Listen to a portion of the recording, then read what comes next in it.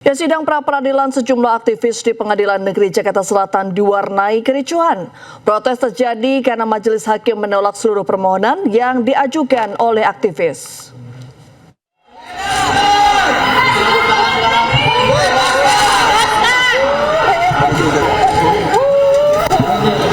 Ketegangan terjadi di Pengadilan Negeri Jakarta Selatan saat sidang pra-peradilan aktivis mahasiswa Harik Anhar. Peristiwa ini terjadi setelah Hakim Tunggal Sulistianto Rohmat menolak 2 gugatan pra-peradilan yang diajukan Horik.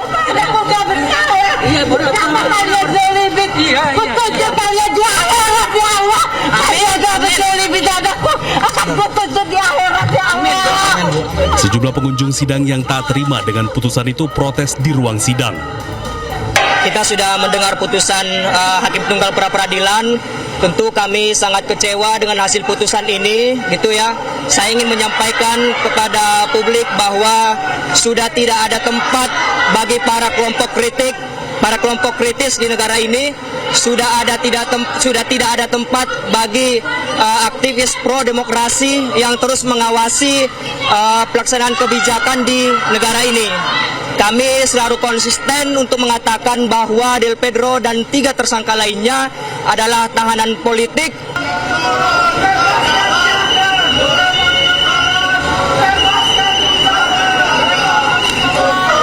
Situasi juga memanas saat pengunjung membentangkan poster tuntutan pembebasan Horik dan aktivis lainnya.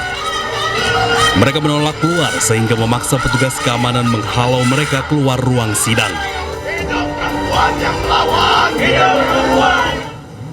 Sidang perdana kasus kematian anggota TNI Prada Luki Saputra Namo di Kupang NTT beragendakan mendengarkan keterangan terdakwa serta 6 saksi. Terdakwa Leto Ahmad Faisal didakwa mengizinkan anak buahnya menganiaya korban hingga meninggal dunia.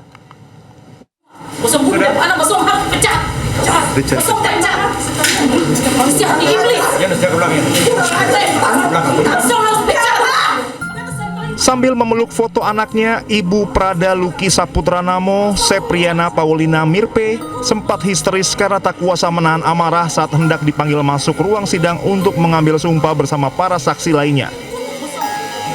Sidang perdana ini digelar di Pengadilan Militer 3 Kupang NTT Senin pagi dengan agenda mendengarkan keterangan terdakwa beserta 6 saksi. Sidang digelar secara terbuka untuk mengungkap motif penganiayaan yang menyebabkan korban Prada Luki Saputra Namo meninggal dunia.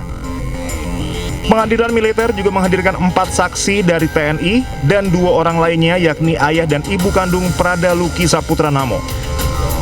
Terdakwa Leto Ahmad Faisal, Komandan Kompi pada Batalion Teritorial Pembangunan Waka Ngamere Kabupaten Nagekeo dihadirkan sebagai terdakwa pertama.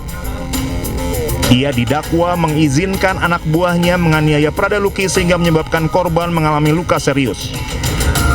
Kasus penganiayaan berujung kematian Prada Luki diketahui setelah korban meninggal dunia saat menjalani perawatan di unit perawatan intensif RSUD Airamo Nagekeo 6 Agustus 2025. Luki meninggal karena diduga dianiaya beberapa orang seniornya. Pihak TNI telah merampungkan berkas perkara 22 tersangka kasus tersebut ke auditor militer.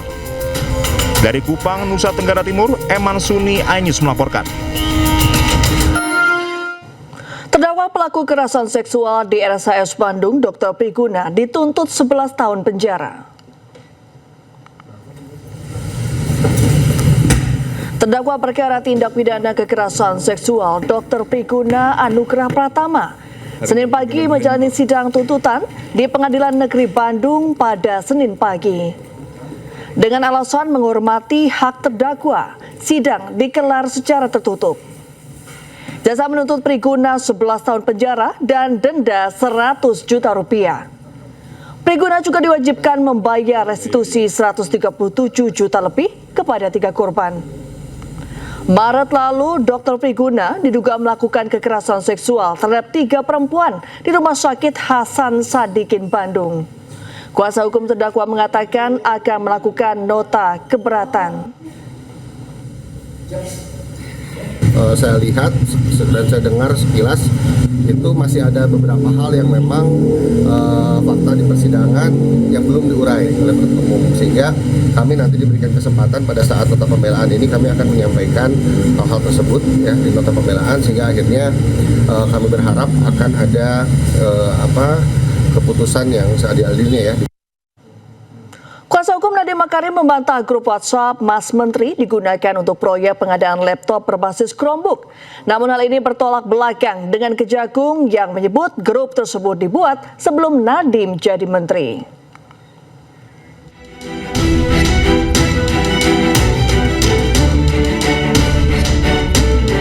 Nadiem Makarim yang kini berstatus tersangka korupsi pengadaan laptop berbasis Chromebook membantah grup WhatsApp Mas Menteri Kortim sengaja dibentuk untuk atur proyek tersebut. Melalui kuasa hukum, Nadiem menjelaskan grup WhatsApp tersebut dibentuk untuk menjalankan program menteri sesuai instruksi Presiden Joko Widodo, bukan untuk memuluskan proyek pengadaan barang. Keterangan pengacara Nadiem ini bertolak belakang dengan temuan Kejaksaan Agung yang sebut grup WhatsApp Mas Menteri Kortim sudah dibentuk sejak tahun 2019 oleh Juristan, Nadiem Makarim, dan Fiona Handayani untuk membahas rencana program digitalisasi pendidikan. Bahkan sebelum Nadiem resmi diangkat jadi menteri oleh Joko Widodo. Kita ke informasi lainnya, pemirsa. Warga Desa Sawahan, Kabupaten Boyolali, Jawa Tengah menolak kegiatan Mimbar Rakyat yang akan dihadiri Roy Suryo CS. Warga menilai acara tersebut meresahkan dan berbau provokatif. Andil dalam penolakan kegiatan Mimbar Rakyat. Video amatir merekam saat warga melakukan penolakan terhadap acara Mimbar Rakyat yang akan dihadiri Roy Suryo CS di Desa Sawahan, Kabupaten Boyolali, Jawa Tengah. Selain blokade jalan, warga juga membentangkan spanduk yang berisi penolakan. Sebab warga menilai acara yang akan dihadiri Roy Suryo tersebut dianggap meresahkan dan berbau provokatif.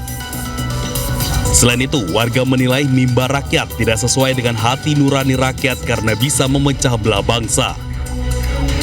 Untuk jaga keamanan, polisi siagakan pasukan di sekitar lokasi acara. Kegiatan Mimbar Rakyat akan dihadiri Roy Suryo, Dr. Tifa, dan Bambang Tri. Dari Boyolali, Jawa Tengah, Tata Rahmanta, iNews melaporkan.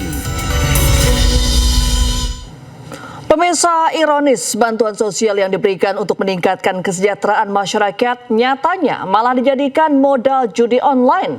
Tidak main-main, di Jakarta 5.000 penerima bansos terlibat judi online dengan nilai transaksi mencapai triliunan.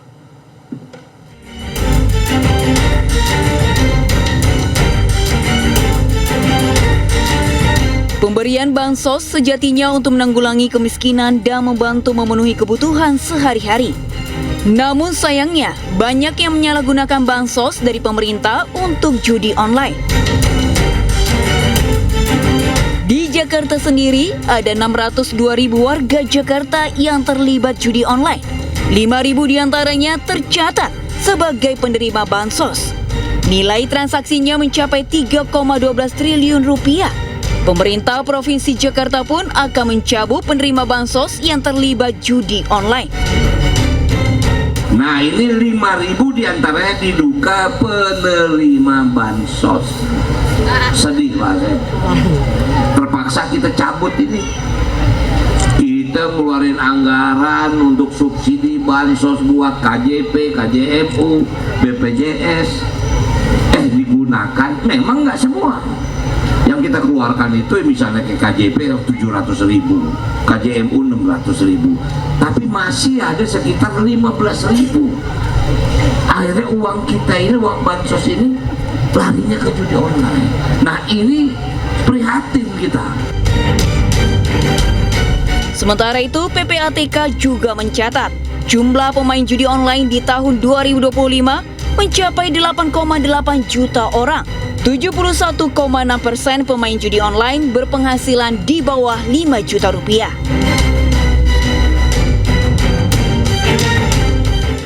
Pemerintah resmi resmi melegalkan perjalanan umroh secara mandiri melalui Undang-Undang Nomor 14 Tahun 2025.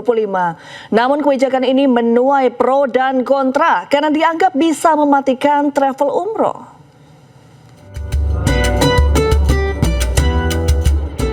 Pemerintah resmi memperbolehkan pelaksanaan ibadah umroh secara mandiri tanpa harus melalui Biro Perjalanan Umroh. Pemerintah pun pastikan keamanan umroh mandiri dengan mekanisme yang juga dipantau langsung oleh Kementerian Haji dan Umroh.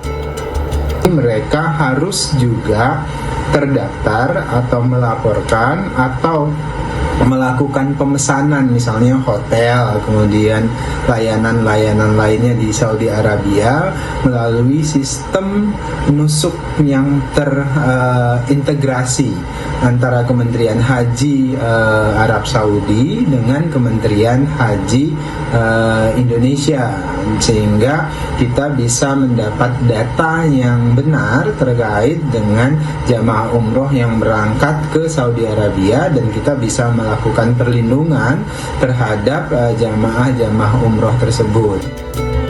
Meski demikian, umroh mandiri juga memiliki kelebihan dan kekurangan tersendiri bagi jemaah. Keuntungannya, jemaah bisa lebih berhemat karena biaya perjalanan lebih terjangkau. Tidak ada jadwal rutinitas terikat oleh rombongan. Jemaah dapat beribadah sesuai kebutuhan dan keinginan pribadi. Dan jemaah dapat memiliki pengalaman umroh yang lebih personal. Sementara kekurangan umroh mandiri adalah persiapan dokumen perjalanan dilakukan sendiri.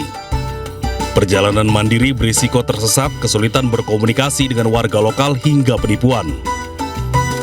Kurangnya informasi yang berakibat fatal terhadap perjalanan umroh. Dan terakhir, tidak memiliki izin resmi dari otorita Arab Saudi. Namun kebijakan ini menuai penolakan dari Asosiasi Penyelenggara Haji dan Umroh seperti Ampuri. Karena legalisasi umroh mandiri beresiko memiliki dampak yang luas. Kembali di News Prime, pemirsa, ratusan kios pedagang hewan dan buah di Kebayoran Baru, Jakarta Selatan dibongkar petugas pada Senin pagi. Pembongkaran lapak diwarnai aksi protes duduk di jalan hingga tangis histeris seorang pedagang yang hewan dagangannya mati. Aduhin kayak apa kayak gitu. Kerjanya cuma ngopi rokok. Ini kepanasan pak hewan-hewan. Sampai gimana sih kerjaannya? Formalitas doang apa? Viral aja. Viral kalian semua. Penyesalan hewan.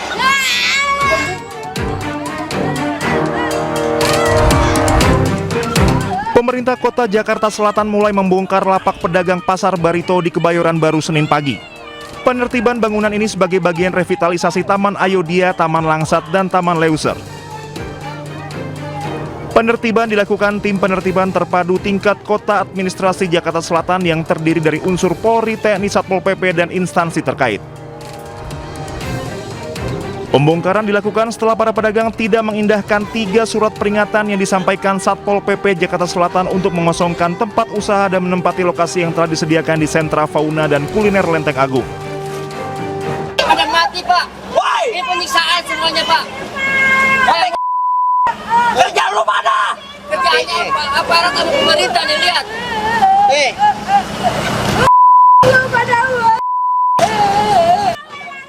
Pembongkaran ini diwarnai tangis histeris pedagang saat mengetahui hewan dagangannya mati. Sementara para pedagang lainnya melakukan protes dengan duduk di jalan raya. Mereka menolak dipindahkan ke Lenteng Agung karena lokasinya tidak strategis. Para pedagang mengaku mengalami kerugian hingga puluhan juta rupiah akibat pembongkaran kios.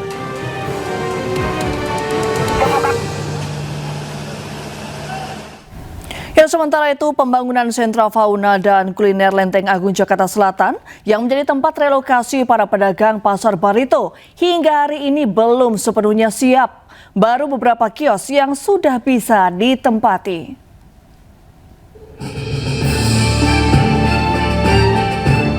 Proses pembangunan Sentra Fauna dan Kuliner Lenteng Agung Jagakarsa Jakarta Selatan yang menjadi tempat relokasi para pedagang Pasar Barito Kebayoran Baru Jakarta Selatan hingga hari ini belum sepenuhnya siap.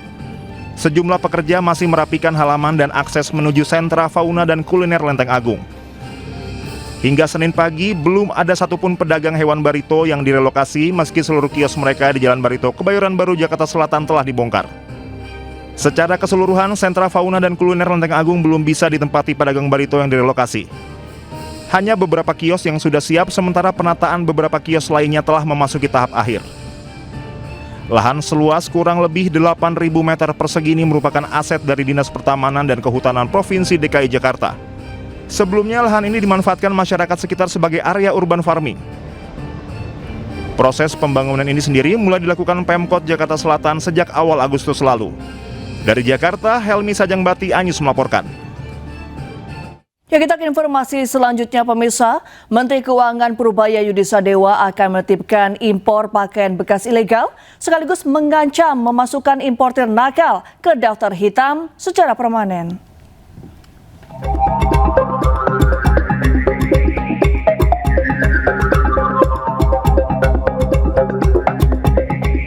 Kementerian Keuangan akan mengeluarkan aturan baru untuk menutup celah kebijakan terkait impor pakaian bekas ilegal.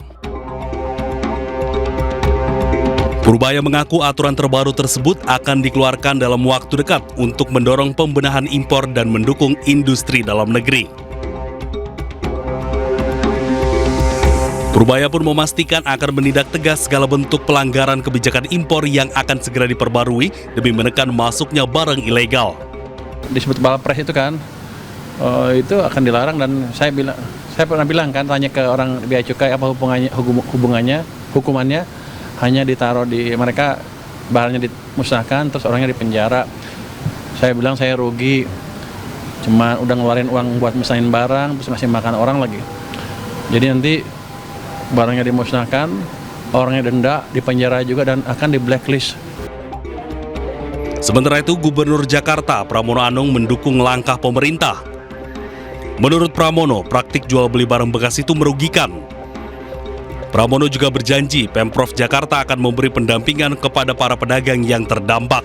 Saya sudah meminta pendampingan dari UMKM dan dinas terkait lainnya untuk melakukan pelatihan kepada para pedagang. Jangan kemudian kalau thrifting ini nggak ada yang diuntungkan.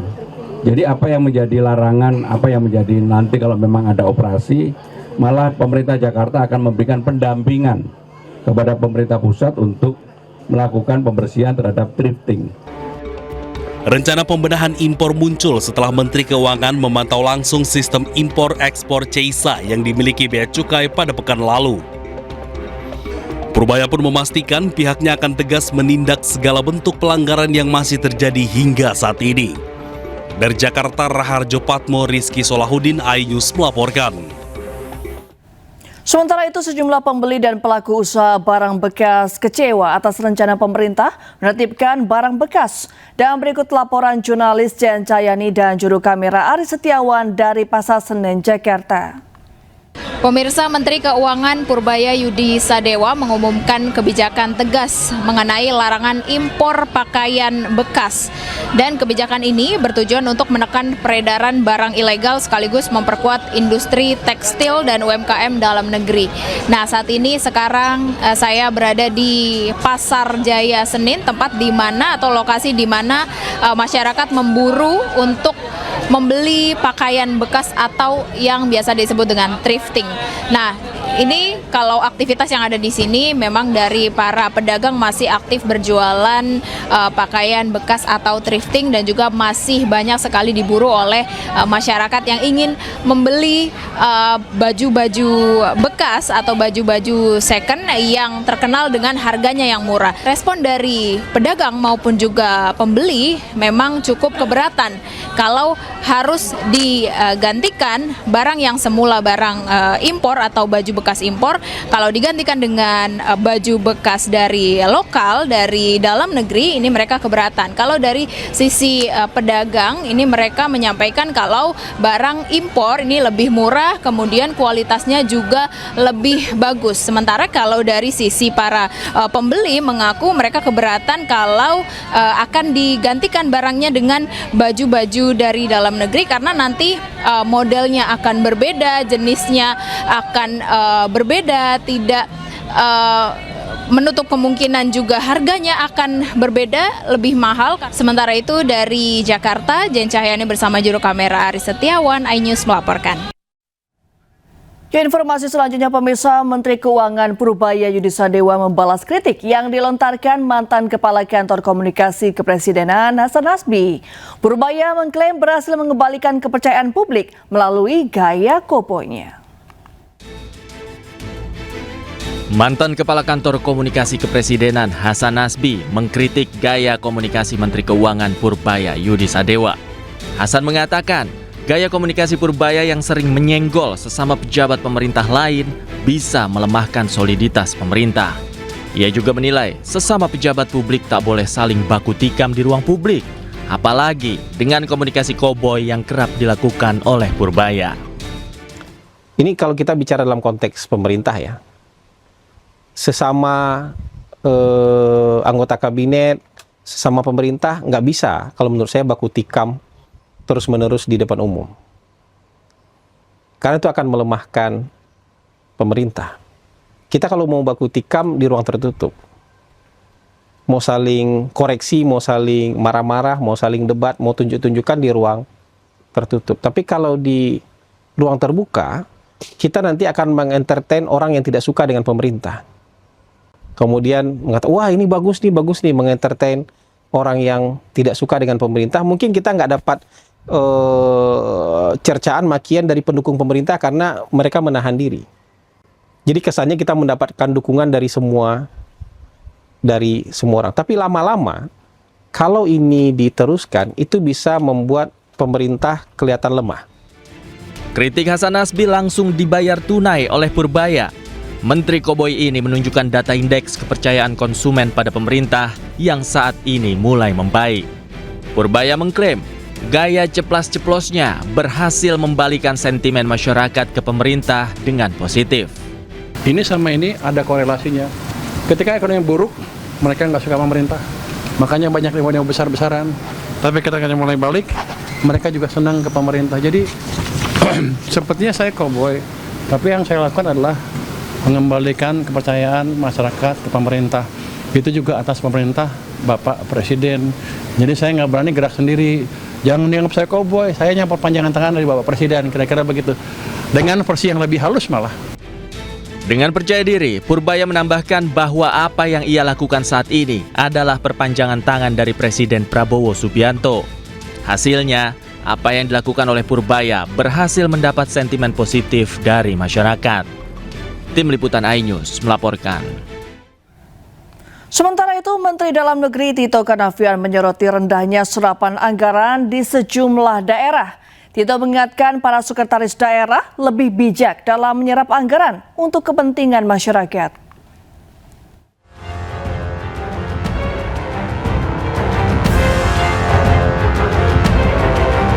Menteri Dalam Negeri Tito Karnavian menyinggung rendahnya serapan anggaran daerah di sejumlah kabupaten kota di Indonesia.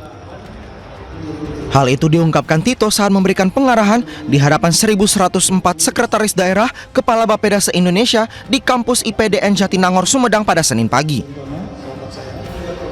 Tito juga menyebut masih ada beberapa daerah yang belum maksimal mengelola anggaran daerah, salah satunya dengan menyimpan uang di bank. Dalam membuat perubahan di sana. Samping itu juga ya mencari peluang baru, diantaranya menghidupkan UMKM, ya, sektor real yang bisa mendapat meningkatkan pendapatan daerah dan adanya menghidupkan sektor swasta, persis seperti skenario pemerintah pusat yang ingin agar juga daerah belanjanya pendapatan tinggi, belanja tinggi, sehingga ada uang berputar dan itu bisa memutar swasta sambil mempermudah membuat ekosistem ekonomi yang sehat. Tito mewanti-wanti agar polemik pengalihan sebagian anggaran daerah justru agar pemerintah daerah lebih fokus dan efisien dalam membelanjakan anggaran untuk program yang berdampak langsung pada masyarakat. Dari Jakarta, Yudi Permana, iNews melaporkan. Bayangannya. Kebakaran mobil box yang diduga mengangkut BBM ilegal terjadi di Jalan Sudirman, Sibolga, Sumatera Utara. Kebakaran sempat membuat kepanikan warga karena kobaran api yang cukup besar. Kebakaran diduga akibat korsleting pada bagian kelistrikan mobil yang kemudian menyambar tumpukan drum berisi BBM di dalam mobil tersebut. Petugas Damkar Sibolga yang turun ke lokasi langsung berupaya memadamkan api agar tak merambat ke bangunan tempat pembuangan sampah yang tak jauh dari lokasi mobil terbakar. Tidak ada korban jiwa ataupun luka dalam kebakaran ini, sementara pengemudi mobil langsung kabur usai kejadian. Polisi kini masih melakukan penyelidikan kasus mobil box yang diduga mengangkut BBM bersubsidi ini. Pemirsa, diduga mengalami korsleting listrik di bagian mesin, mobil pickup pengangkut tembakau terbakar di Jember. Api dengan cepat membakar bagian depan mobil, sementara warga yang mengetahui kejadian tersebut memadamkan api dengan air dan alat seadanya.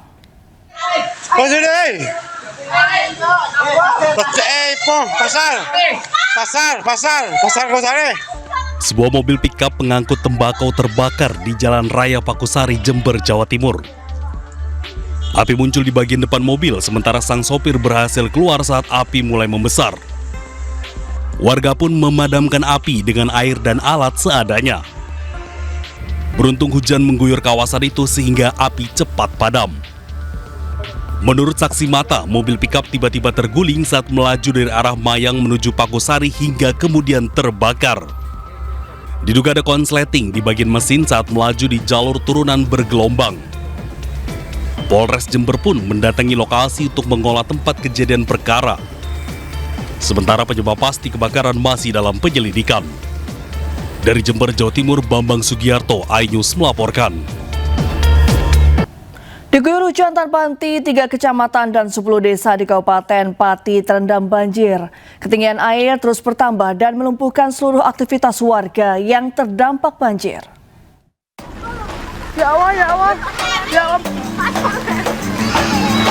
3 kecamatan dan 10 desa di Kabupaten Pati terendam banjir hingga ketinggian 70 cm. 3 kecamatan yang terendam banjir meliputi Kecamatan Jakenan, Jaken, dan Batangan. Banjir paling parah menerjang Desa Ketitang Wetan, Kecamatan Batangan dengan ketinggian air mencapai 70 cm. Banjir diketahui sudah merendam ratusan rumah warga selama 3 hari. Air yang terus bertambah membuat aktivitas warga lumpuh total. Curah hujan tinggi serta jebolnya tanggul Sungai Widodaren membuat warga semakin resah. Ini banjir saat ini itu paling besar dibanding tahun-tahun dulu. Ini rumah saya saja sudah sampai 70 cm, setengah meter lebih lah. Nah, penyebabnya itu sungainya kan sempetan kecil dan napung air hujan yang sangat besar, tanggul-tanggul sampai jebrol semua.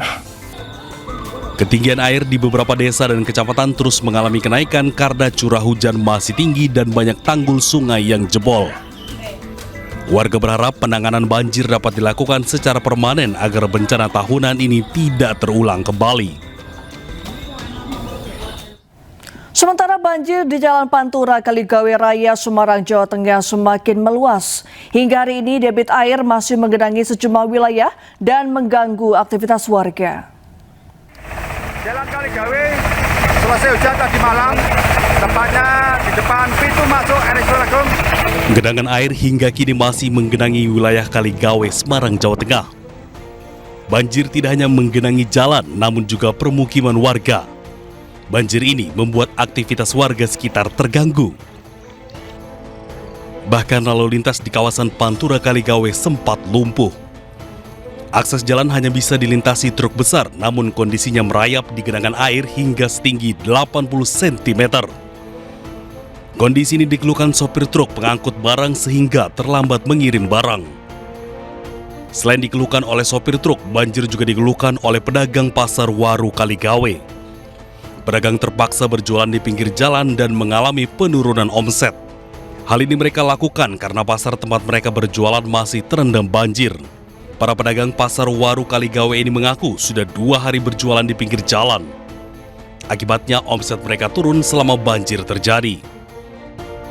Sudah berapa hari nih, Mbak? Udah 3 hari.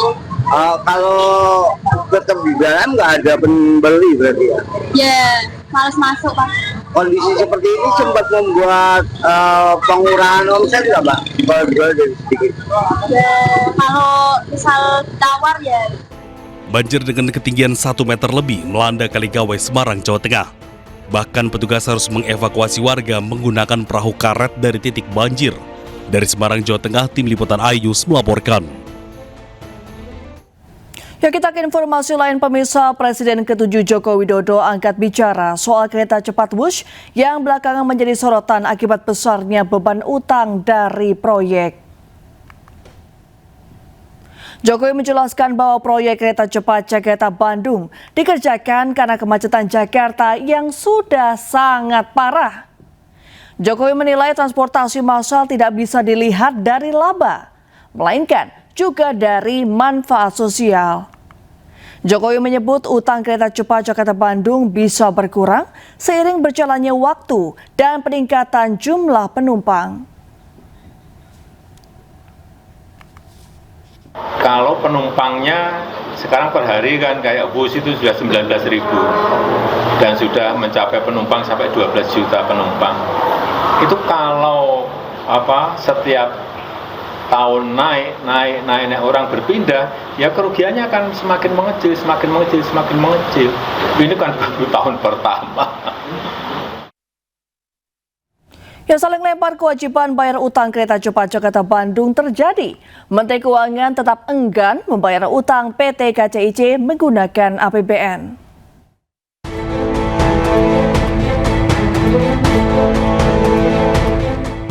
Pasca beroperasi, proyek kereta cepat Jakarta-Bandung menyisakan utang dengan nilai fantastis mencapai 116 triliun rupiah. Utang ratusan triliun itu tak hanya menjadi beban bagi konsorsium BUMN yang terlibat, namun juga membuat pemerintah pusing 7 keliling. Menteri Keuangan Purbaya Yudi Sadewa enggan membayar utang proyek kereta cepat menggunakan uang APBN. Menteri Koboi ini dengan tegas menilai kewajiban bayar utang harus diselesaikan oleh BPI dan Antara. Begini, bukan utang yang nggak dibayar, kan pemerintah kalau dulu kan semuanya pemerintah yang tadinya begitu kan, tapi ketika sudah dipisahkan dan seluruh dividen masuk ke Danantara cukup mampu untuk membayar itu. Jadi bukan nggak dibayar utangnya, dibayar tapi Danantara bukan APBN. Sikap Menteri Keuangan membuat Danantara mau tak mau harus membayar utang PT KCIC. Tak hanya utang, pemerintah dan otoritas terkait juga harus mengusut dugaan markup pada proyek ini yang membuat beban utang membengkak dan merugikan negara. Dari Jakarta, Tim Liputan iNews melaporkan. Presiden Prabowo Subianto menggandeng Sultan Brunei Darussalam Hassan Al-Bolkiah saat menuruni tangga panggung KTT ke-47 ASEAN. Momen hangat ini menyita perhatian publik.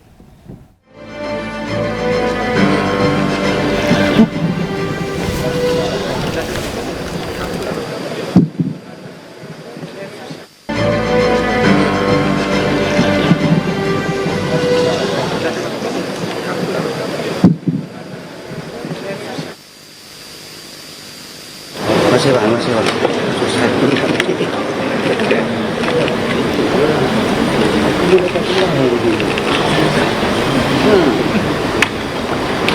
Momen Sultan Brunei Darussalam Hassan Al-Bolkiah digandeng Presiden Prabowo berlangsung setelah para pemimpin negara melakukan sesi foto bersama. Usai foto, Presiden Prabowo dengan sigap menggandeng tangan Sultan Brunei untuk menuruni tangga. Sebelumnya, Sultan Hassan Al-Bolkiah dilaporkan sempat terjatuh saat menghadiri acara perguruan tinggi di Brunei beberapa waktu lalu. Ya, KTT ASEAN ke-47 digelar di Kuala Lumpur Convention Center, Malaysia.